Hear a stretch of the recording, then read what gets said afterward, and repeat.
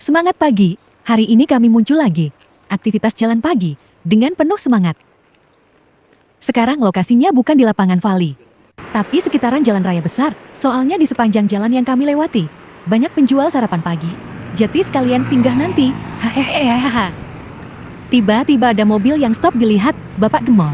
Karena naluri kemanusiaan muncul dikira ada apa-apa, rupanya mau belok tapi kelewatan. Hati-hati ya berkendara dan tetap fokus. Lanjut lagi keliling jalannya.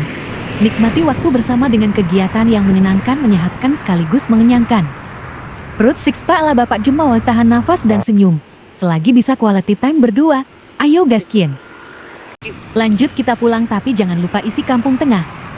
Dapat sehatnya, dapat kenyangnya, dan paling penting dapat kebersamaannya.